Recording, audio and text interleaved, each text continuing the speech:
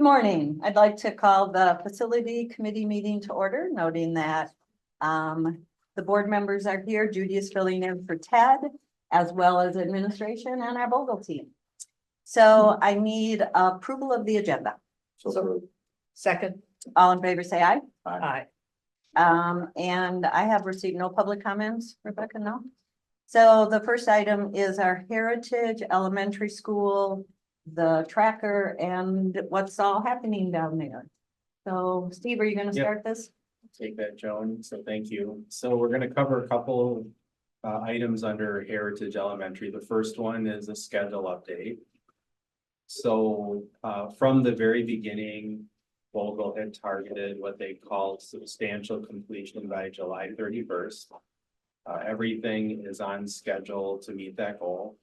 We have basically furniture, semis arriving on a pretty consistent basis. We've moved our construction meetings into the school. So the trailer that was there that we were in is not there anymore. The final asphalt is being planned for later in July. So all of the, the finishing touches are really being put on the school. So everything is still according to plan for July 31st for substantial completion. Rebecca has pulled up the financial tracking document. I do want to call your attention to one of the items at the very end. Connects to a discussion that we had at the previous regular board meeting. So if you see CB19, the second from the bottom, what that references is the path that we've spent a lot of time talking about. So when the path was moved to the front of the school to connect with the path that both Don Tierney and the village is building, we had to widen the path. So the path is actually a nicer path than what we originally had designed. So it's a wider path. And we've had to do some grading changes. If you drive out there, you're going to see right now they're knee deep into working on it. And mud. Yeah, and mud. So CB19 is the change order related to the path. So we're still working through a couple of topics there. One is the utilities on the corner. Both the village and Roxanne Johnson, our civil engineer, are working with TDS and Charter to find the most cost-effective solution and how to address that. So everyone's working together on it, but we're still working on that. And then the only other issue with this one is we're trying to use soil from the site to do the additional grading, but at some point we may need to bring some more soil onto the property. So we'll see how that shakes out. Rich is trying to repurpose as much as possible, but there could be some added costs for some materials. The next one down, you see a pretty large credit. You might be wondering what that is. And we're going to be talking about the same thing at the middle school. So in the construction budget, we budgeted for basically a building-wide internal cellular communication system. In the past, we've had challenges with district US cellular devices working inside of our buildings, and we've had to put what's called in-building systems in them. Rick Franz did a pretty extensive review of the new Heritage. We worked with Rich Stoffels, who basically is pulling all of that out of the Vogel side of the budget, putting it back to us, and we're going to have a very small cost.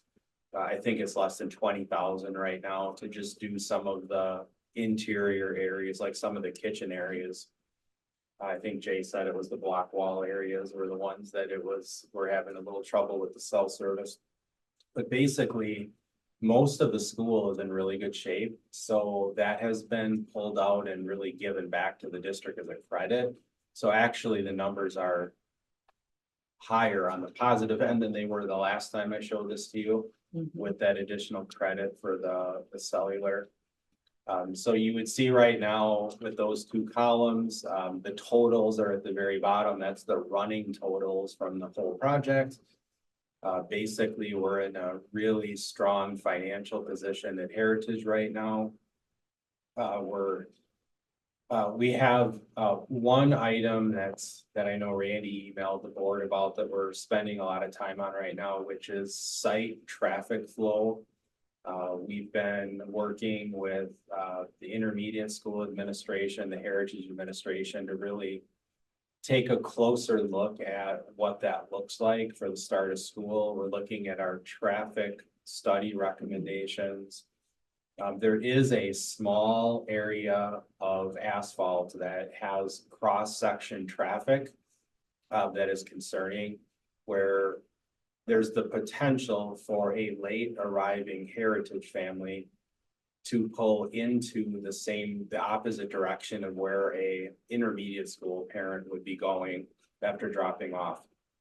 So Randy's given his thoughts to the group, because this one's kind of continuing past this week. Tim Omarts has shared his thoughts, Dan Carter shared his thoughts. I briefed Monica on the situation, so she's got some insight into it. We're adding it to our construction meeting next week. We're basically gonna be monitoring this as we, move forward. We may have to make some decisions as far as how to use basically the asphalt, the bus loops, queuing of cars. There may not be a short-term solution that meets everyone's interest, but we're working through it. Ultimately, in the end, I may be requesting that we hold back some of this Heritage money that hasn't been spent if there's a longer-term solution that is deemed in the best interest of the property. That may mean punching another road through the woodland to separate out the traffic. We've started that conversation with the village. That's not a short-term thing. That would be, if the flow of traffic doesn't work the way we want it to on the property, we may need to look at that. So I'm probably going to recommend holding some of this as we get to opening up the schools, figure out the traffic flow. We're just doing our best to make sure that we minimize any safety issues on the site, which would be for walkers, and of course, parent drop off. So we're spending a little bit of time on that one right now. I don't know, Randy, if you had anything you wanted to share about that. Just to add, I think it's a piece that as we start to look at just the flow with the two schools, not at the start and end times necessarily of each of the schools. It's kind of if you have late arrivals or early releasers from one or other of the schools and during a pretty narrow window of time, there are some potential items to look at. And one of the things I shared with the team in an email to them was to consider looking at, as Steve said, just the extensive queuing that we talked about when we went through the review process with the village and the municipality. Also looking at, and I realize that there's a desire to keep parent traffic and bus traffic separate, but once the buses are gone, school has started, can the bus loop be utilized by parents to drop their kid at the front door? That negates the need for that really negates that issue with on that small asphalt area. But as we all know, not everybody follows every direction that's at a school for how traffic flows. So there may be some other things to take a look at. So I think there's short-term options. There's some things to take a look at to see how it operates and see if there are issues. And then there are some plans that are being kind of discussed right now to see if there are some things that we can do to improve it, what those might be. So it's kind of an ongoing piece. Where is this located? Where's the asphalt? Is it Yeah, it's just so if you go, if you drive in Into the the driveway down, going into, so you have the cross field off on the right, you hit that intersection. And the traffic for Heritage will go left, the traffic for the intermediate school goes right. So if you have a late arriving Heritage student, they're gonna come down and wanna be turning left as those intermediate parents are looping back around.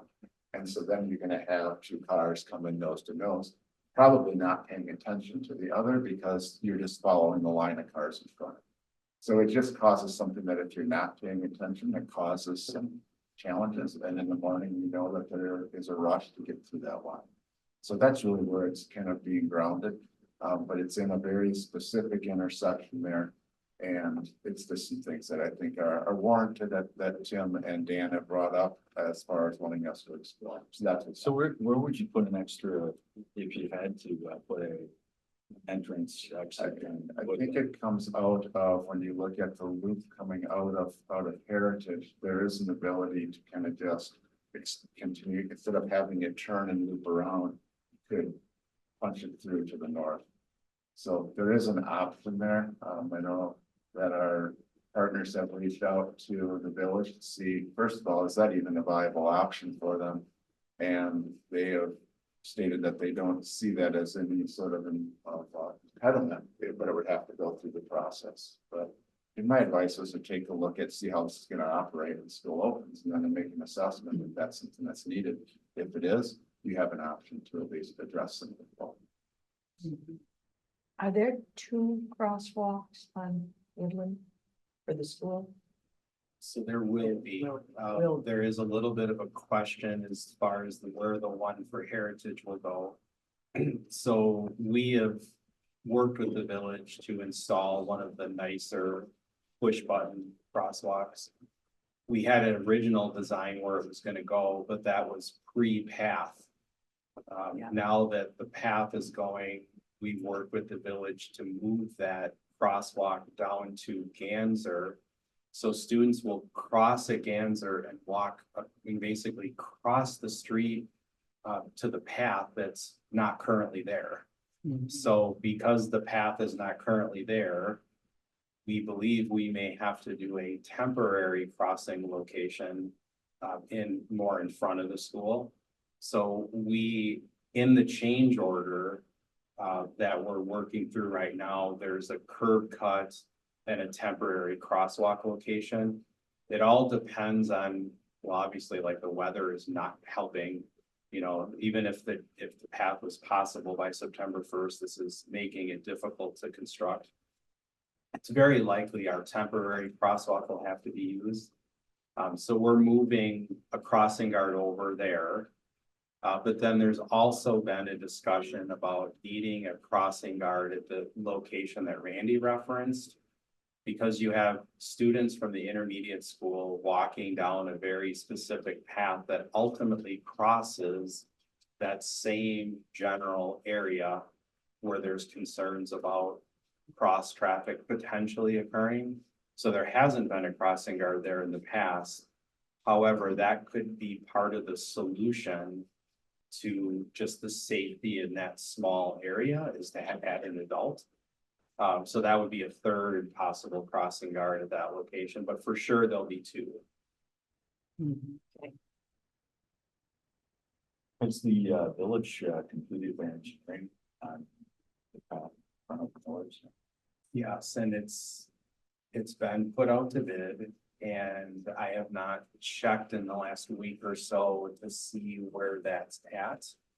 So I'll just write myself a note to reach out to them and get an update.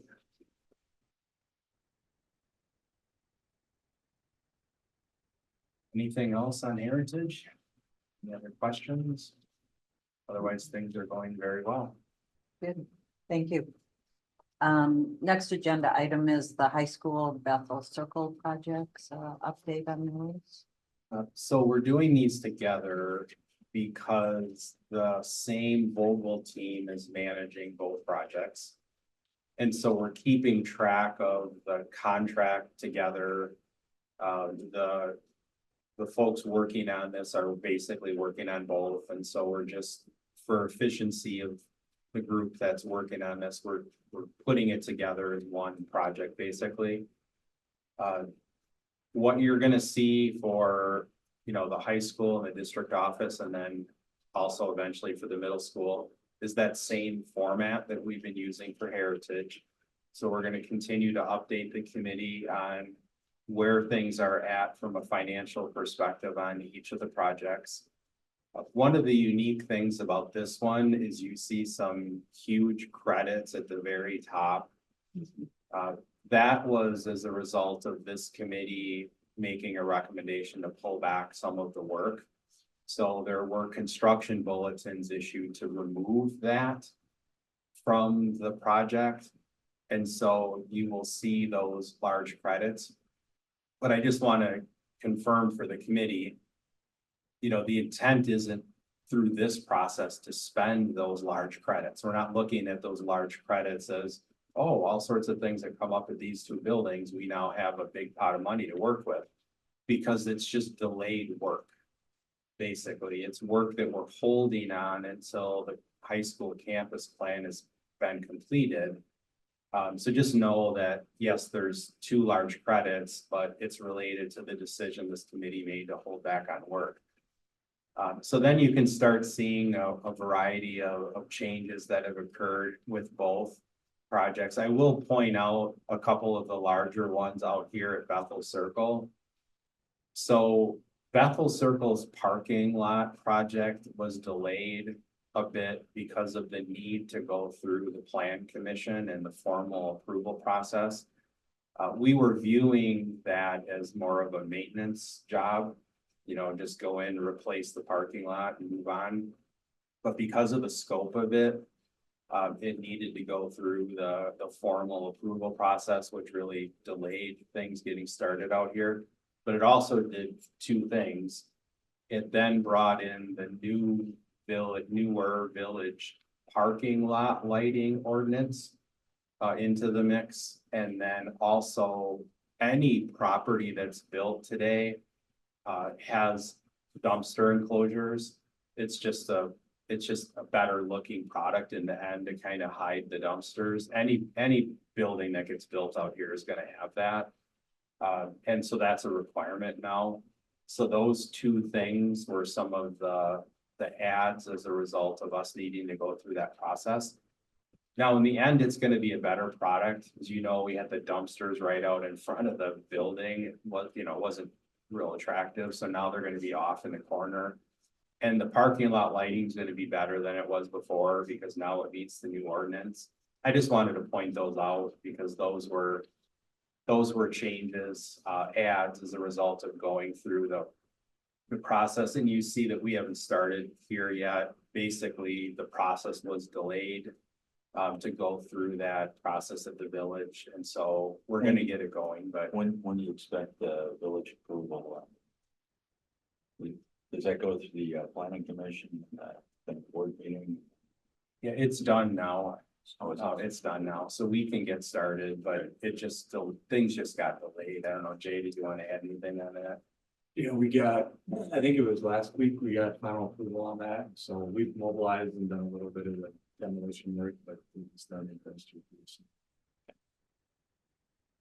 So this is the log. We're going to continue bringing it forward. I'll point out anything that's a little bit larger. As we've gone through the high school, like as an example, in the small odd, you see the second one from the bottom. There's this old track that is in the small odd that doesn't serve a purpose anymore. So it was called to our attention, like, do you want to leave that there? Because no one's using it. It doesn't really look good. And Randy's like, no, that's not the finished look we're looking for with a remodeled small odd. So he approved, that one to remove It also that required track. replacing all the ceiling because that was all plaster. So that all came down and it kind of there's some additions and there's some change orders that came through just as they went through the process. That was one they found that the ceiling wasn't what they thought it was going to be. It had a mesh plaster in there, so we have that taken out. That's the 14 frame. There were also some things that were, as they have all of the ceiling out of the small part of the commons area, also realizing that was not LED lighting. So while you had it down, we approved to have LED lighting in there. Our electrician talked to us about an area in the kitchen servery where they were taking down some of the pendant lights. Those lights had issues with them, so we had those replaced again with some panels that are going in there. So just a few things as they've gone through that just made sense while they were in the process. Have you started the tech area? That's all torn up, yes, absolutely. It's looking good.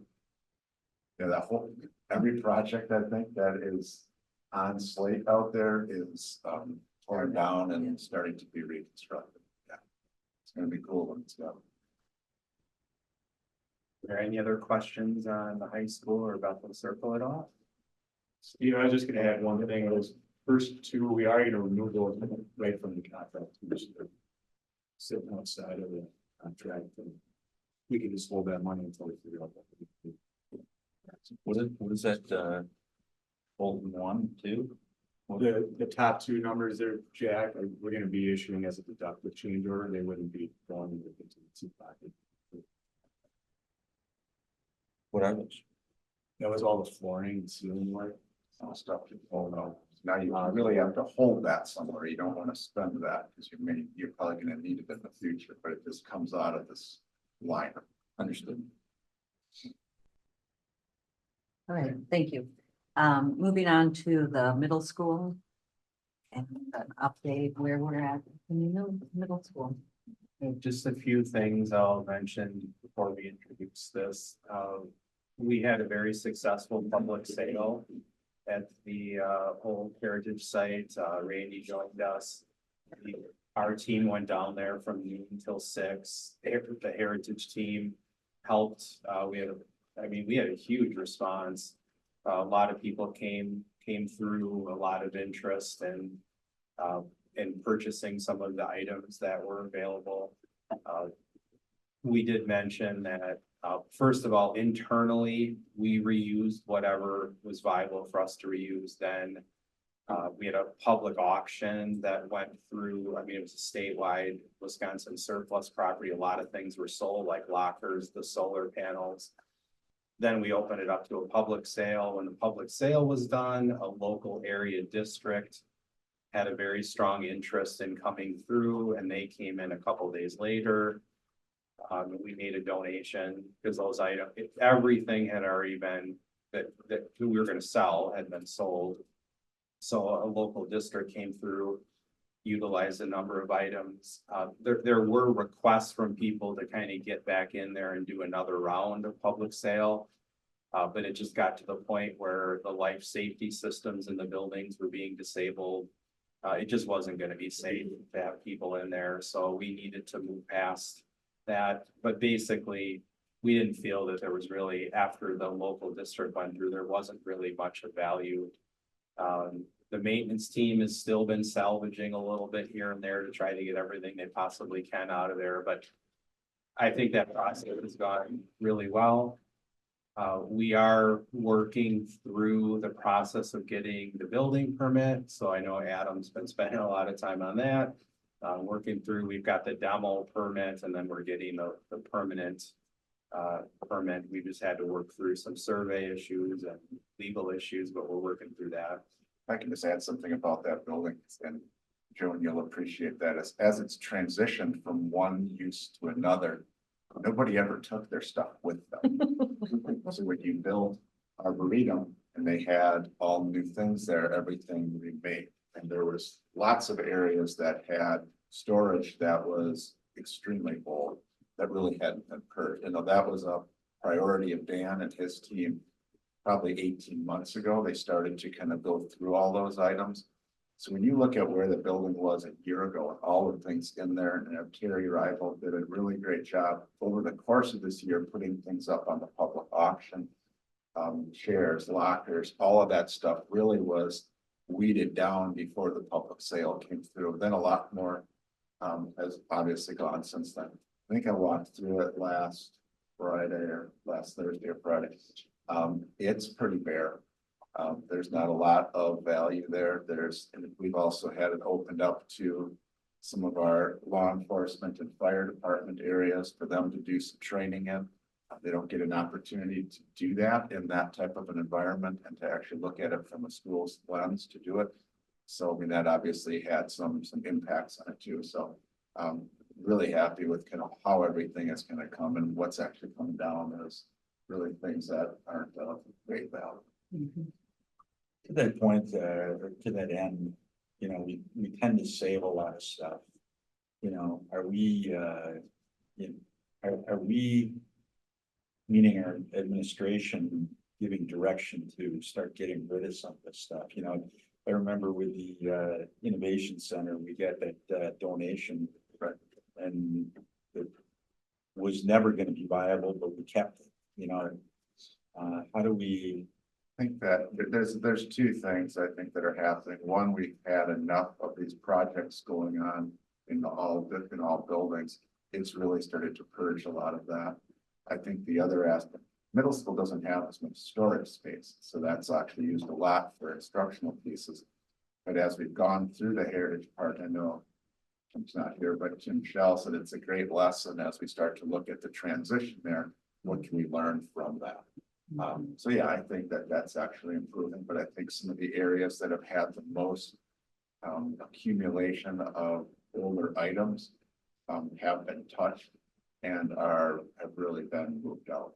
Heritage was probably the greatest offender of that just because of how long it had been in existence. I think you started to look at like the metals shop and some of the tech ed areas. Those were the other places. We moved a lot out when the Innovation Center went in, that was truly just a catch-all storage room. And I think we continued through that. So I think they're in pretty good, much better place than they were, but definitely. how do we keep that mentality going, and culture going forward? Because, you know, I had a house with a attic, a walk-up attic and a basement. Once it went up there or in the basement, it should have gone, you know, out the front door. I think part of it too is creating the storage that you need, not necessarily what everybody wants to store everything that they are concerned with getting rid of. Now, that was the question at Heritage, as you went down, you had endless storage at here. Yeah. And now you saw a new school that had adequate storage for a school that size, and the feedback we had is, oh, we don't have enough storage. Well, you do, you just have to pare things down so that we don't continue to maintain those inventories over time. So that's, I think, how it's getting addressed, but I don't see that level of items in other schools, partially because they just want the space. All right, so there's two topics that we're gonna turn this over to the local team. One is subcontractor bids, and the other is to talk about the value engineering information that I threw in here for the notes. These both were things we talked about a month ago that we were gonna be continuing to move forward with on the middle school, so I will turn it over. Perfect. I'll hit the dollars and Adam, you want to hit the subs? Okay, so, when we presented, I guess it was a couple weeks ago, we had indicated there was still some items we were looking at in terms of being able to save additional money. We wanted to have most of those decisions made prior to Randy leaving. And so that first paragraph and bullets there is really a summary of those items. The first item there, structural steel beam to joist changes. Once we got final pricing in from Endress, we sat down with them, the structural engineer, and we looked at some areas where they had beams designed and not joists. Joists are more cost effective to purchase and install. And so we were able to save that money, really no change to the function or anything in terms of building, but just a way to save some money there. So that was a pretty easy one to move forward with. The next item is along the lines as Steve alluded to at Heritage. Once we were able to remove that from Heritage, as Peter, we felt like it would make sense to carry this money for the middle school. Like,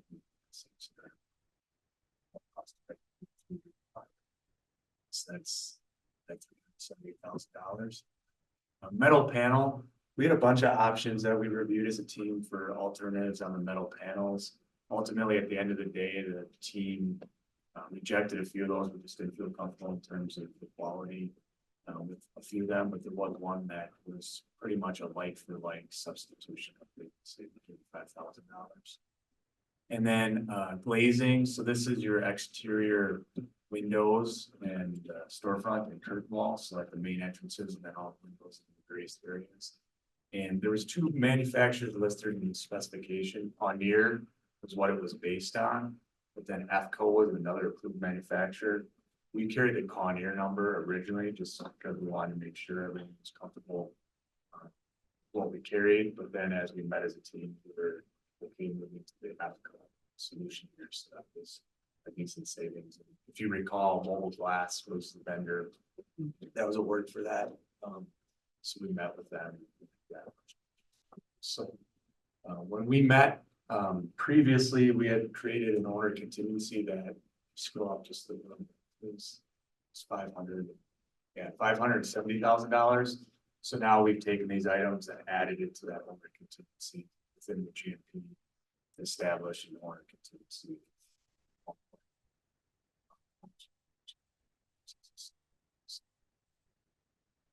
Yeah, put us in a really good spot.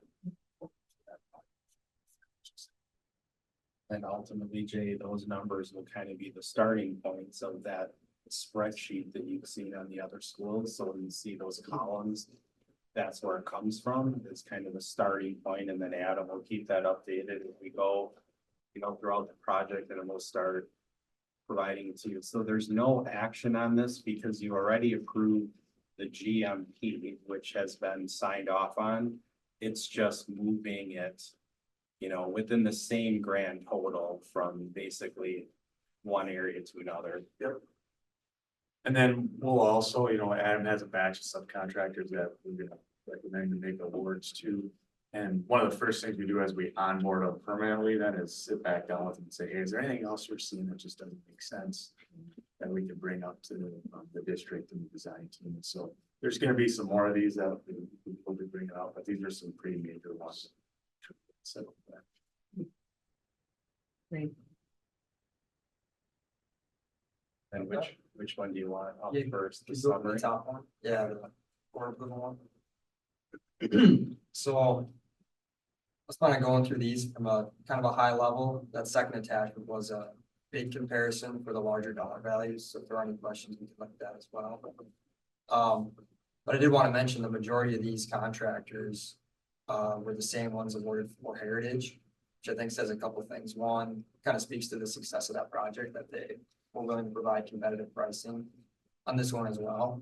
I think it's a benefit to the district just from a warranty perspective, having the same contract to call back to. And it helps us because, again, carrying through lessons learned, and things learned on Heritage, we can capture on this project. So I'll call them out as I go through them. But for metal wall panels, so Musa, they're a Dane County contract we worked with in the past. They offered up that BE that you saw on the list. So again, metal wall panels is everything on the exterior, so the exterior shell, so frame and some insulation. Ceramic tile, so largely in the bathrooms and the locker rooms. We end up getting competitive pricing from that from several bidders. Precious tile ended up being the low bidder there. Flooring, Sir Jennings was the contractor on Heritage. We did reach out to H&R Carpets, a local Waunakee company, and he was glad for the opportunity. He declined. I guess the district's keeping him busy on other projects, so we offered splitting up the scope, but he declined on that. So overhead sectional doors. So this is there's a couple exterior doors, garage doors, a couple interior doors into the gym, weight room and locker room, or weight room and wrestling room. So Garage Door Express was low for that scope. Again, that was the contractor on Heritage. Acoustic ceilings, so your ceiling grid, your ceiling tile, and acoustic panels. Central ceilings was low. That's another Heritage contractor. Did get 3 or 4 competitive bids for that scope, so we felt comfortable there. Metal and P-lam lockers. So this is all of the student lockers, the lockers in the gym room and the locker room, excuse me. Again, 3 or 4 competitive bids. Mars came in low for that scope. Food service equipment in the kitchen. Kavanaugh, we had another Heritage contractor. We did get 3 or 4 competitive scopes for this one as well. So we feel comfortable there, and Kavanaugh did have some BE opportunities they brought up on Heritage. We're gonna make sure we capture here as well, if there's opportunity. Gymnasium equipment. So this is the rock climbing wall, basketball hoops, batting cage, some other gym items. Specialty closures was low. And again, another Heritage contractor, so we're glad to see them.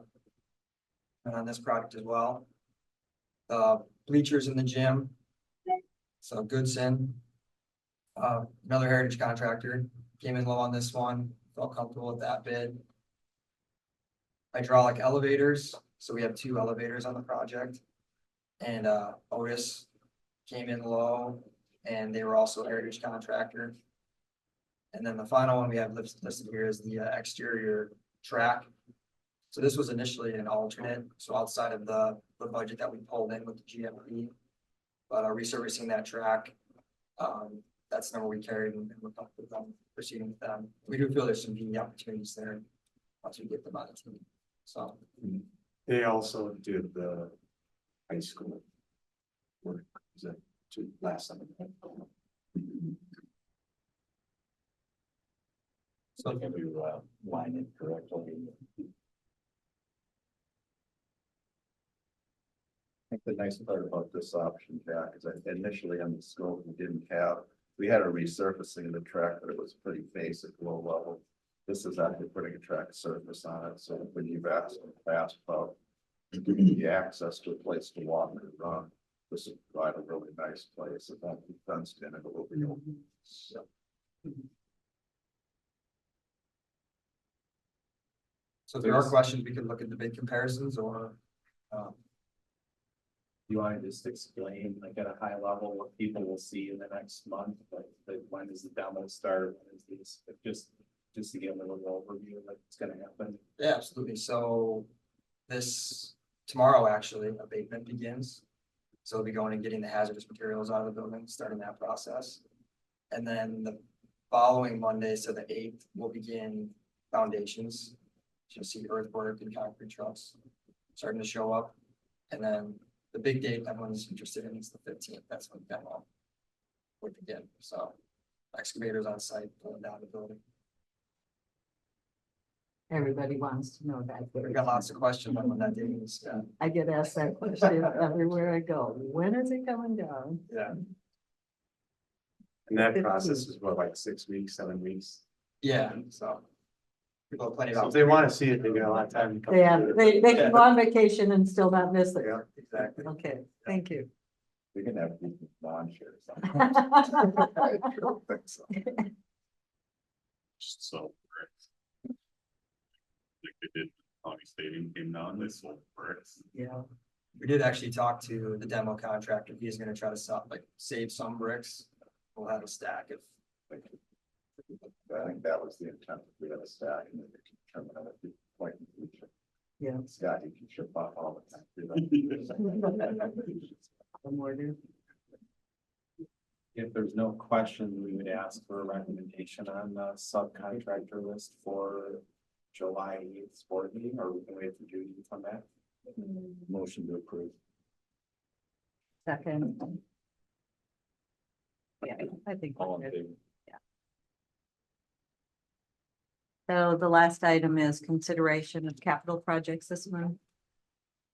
Rebecca, you and I bringing up, first of all, let's start with the tracker, just to provide an update. So which one is this, Rebecca? You go up to the top. This is the new heritage one. Did I attach the wrong one? I might have. Yeah, looks like I did. So I'll get that in there for the board meeting, but basically Jay continues to track the decisions that come out of the board meetings. The one change that we did make, which you'll see when I attach it, is we asked for approval for the high school pool roof. That's now an approved insurance claim.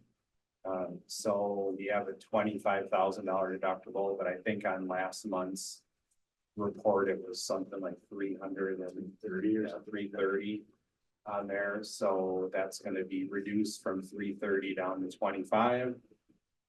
That's one of the projects, Scott, that we're doing right now. Rebecca, if you wouldn't mind opening the second attachment.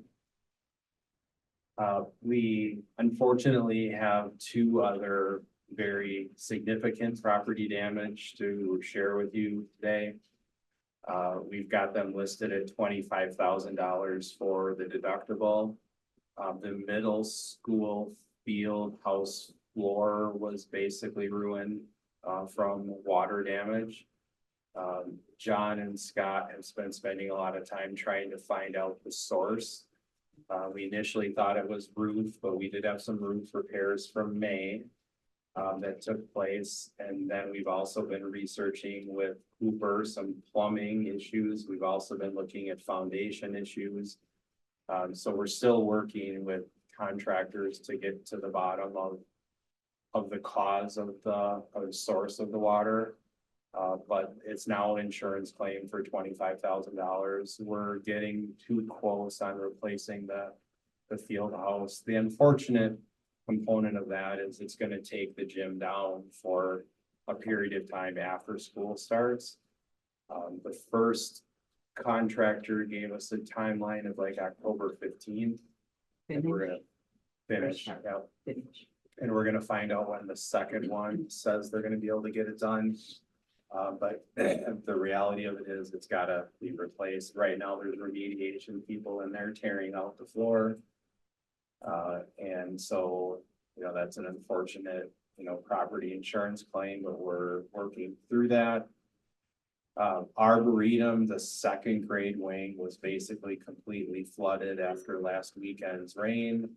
A wall of water came across the Arboretum Drive from the field across the street, went down into the property and basically went right into the school. There was just so much water that the second grade wing, I mean, Scott, how much of that much basically is being torn out or? A foot, A foot. a foot of sheet rock all the way around where there is sheet rock, so otherwise it's seeing through for it, which is okay, but. So I got 2 quotes coming in for that replacement. Sheet rock. They have moved everything else out of that area. They have already seen what did help us in that area. We were already planning that, which you guys already approved the carpet reinstall. We were gonna already replace the carpeting. So they moved everything out of second grade to get ready for that. Thank the Lord, because if everything was there, everything would have got damaged. Well, we still did have damage of some materials that hopefully are covered under insurance and everything, but it lessened the load on that, but so they're in there ripping out right now. We were gonna have coil contractors come in and replace the carpeting. Actually, it was supposed to start this week, but didn't happen. We are gonna start that replacement right after the mitigation is done, probably July 8th.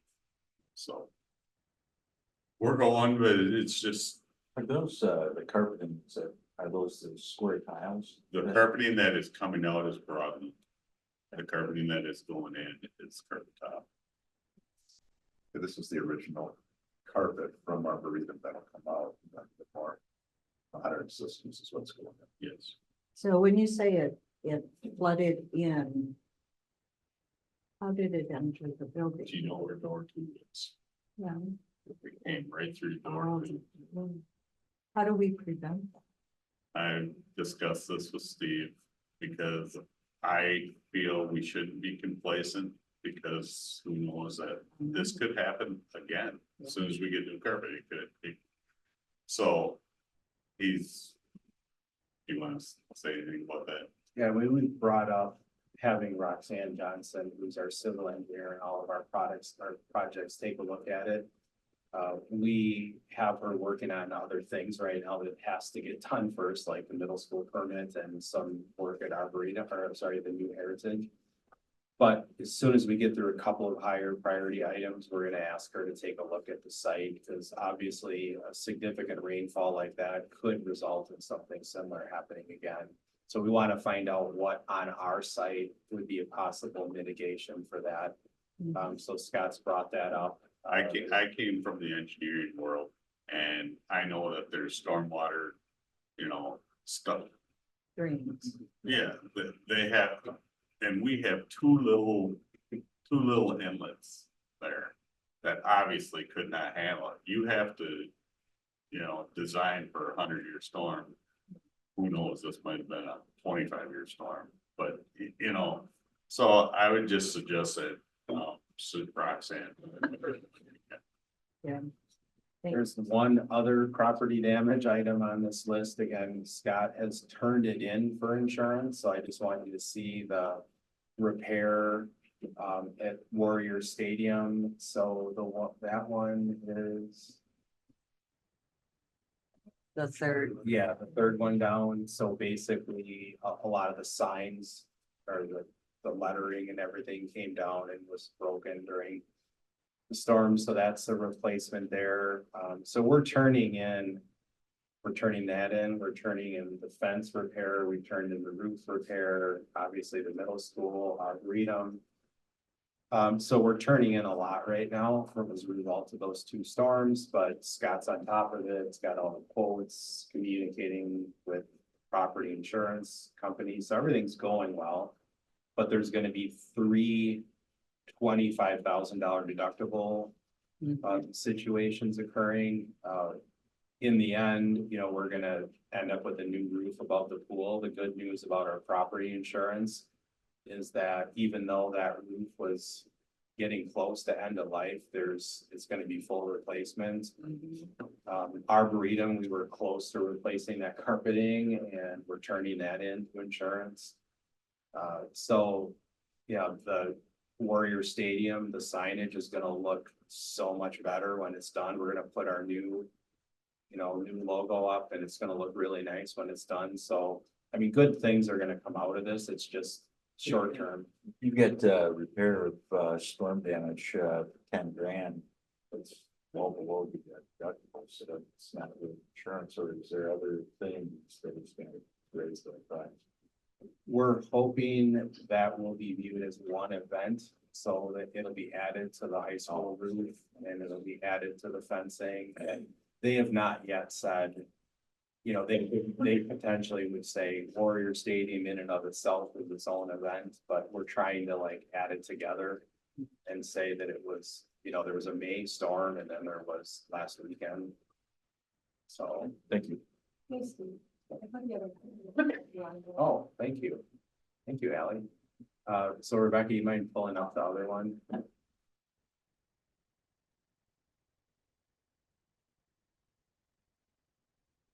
I didn't know it, but I did unlock the agenda, we uploaded it, right? It just might not have. It was the first the attachment. first one. I don't know if you have to hit a refresh or not to get that to come up. Or then the shoots replaced. Yeah. Thank you. So what I was gonna mention on this one was if you look at what was approved last month, Jay updated the high school route from the 330 type number down to 25 for the insurance claim, which then leaves a balance again of 294,000. We have again on this month some additional insurance claims, so we're within the total funds of what we were looking to expend this summer. Probably one item that at some point will come in front of the committee. Yeah, we looked at the heritage numbers and we know we're doing really well there financially. Arboretum has a dated clock, bell and PA system. There's going to be a request to replace that, just like the ones we have at our other buildings. We were considering that as a possible next summer replacement. But the principal is open to a quicker process if and when we get to the point where we're comfortable turning over, working with Jay and Vogel, when we're getting comfortable to turning over some of those heritage funds to the district. There's areas in Arboretum where the system just doesn't work well at all. Rick Franz is going to be looking at replacement, but the system is basically outdated at end of life. We're currently putting in the new clock, bell and PA system at the high school. So Prairie has it, high school will have it, Intermediate has it, the new Heritage will have it. And then we're down to Arboretum in the middle school. We held off on it at the middle school again in anticipation of the campus discussion. And then Arboretum is the only school remaining. So that's probably one that we'll bring back to kind of talk through the timing of that one. Great. And so I'm sorry, we'd be asking for that smaller list to move forward to the July 8th school board meeting. Make the motion to move the small list facility updates. Second. All in favor, say aye. Aye. Thank you, and thank you for all the coordination of all the projects. Anything else this morning? So I need a motion to adjourn. So moved. Second. All in favor, say aye.